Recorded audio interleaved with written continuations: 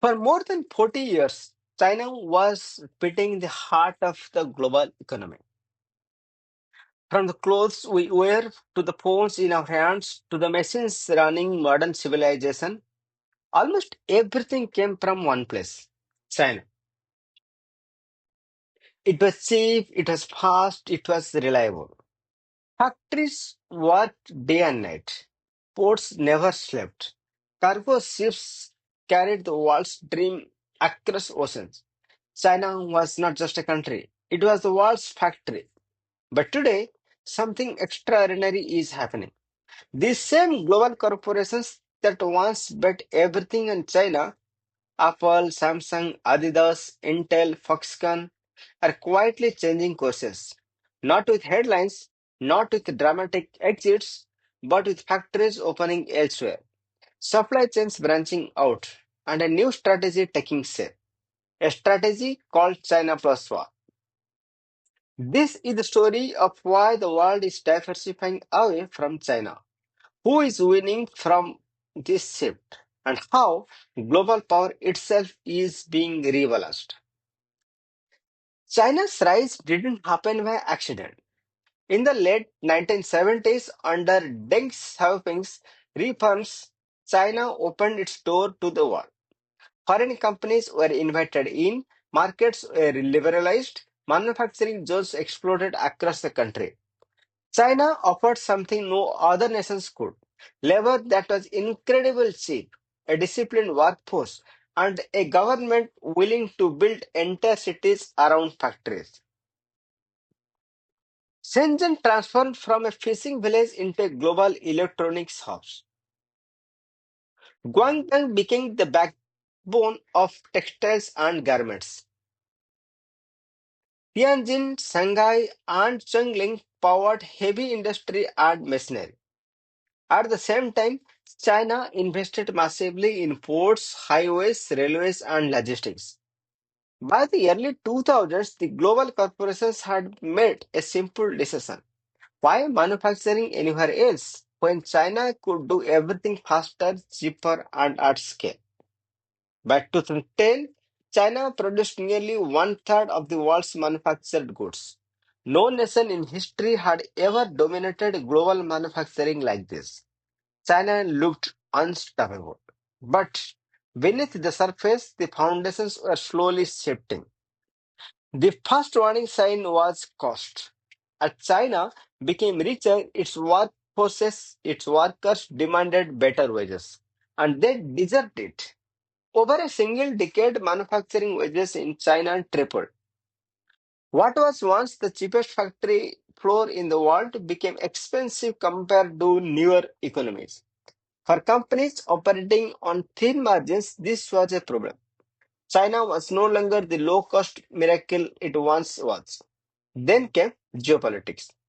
In 2018, the United States and China entered a full scale trade war.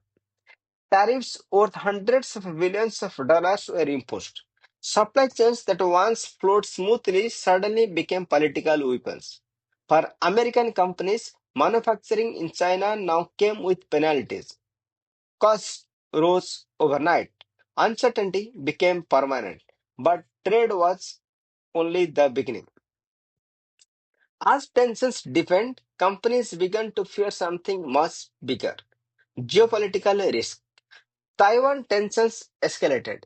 The South China Sea became militarized. Sanctions, export bans, and technology restrictions multiplied. Corporations hate instability. A single conflict, a single sanctions, a single political decision could freeze global supply chains in days. And then came the shock that changed everything: COVID 19. China's zero COVID policy shuts down entire cities. Factories closed, ports stopped, trucks vanished from highways. For the first time, global companies experienced their worst nightmare: completely dependency on one country. Boardrooms around the world asked a dangerous question: what if this happens again? At the same time, technology companies faced another fear: intellectual property. As regulations lightened, As regulations tightened, companies worried about forced technology transfers, data controls, and unpredictable compliance rules. For advanced industries, this was unacceptable. China was still important, still powerful, still essential, but no longer safe as the only option. And so a quiet revolution began. Not exit China, but reduce dependence on China. Thus was born China Plus One. China Plus One is simple. Companies keep part of their manufacturing in China but build new capacity in at least one other country. Not to replace China, but to balance risk. This strategy gives companies flexibility, cost control, and geopolitical insurance. And as these shifts accelerated, a few countries emerged as clear winners. The first was Vietnam.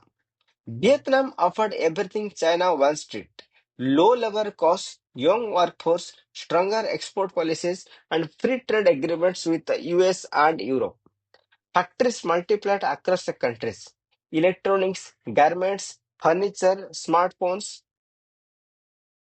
Samsung now manufactured nearly half of its smartphones in Vietnam.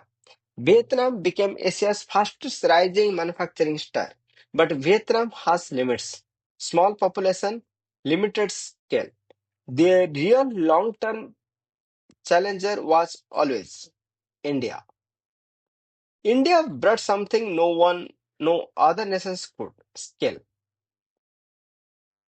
A massive workforce, a huge domestic market, English speaking talent, and increasingly political stability.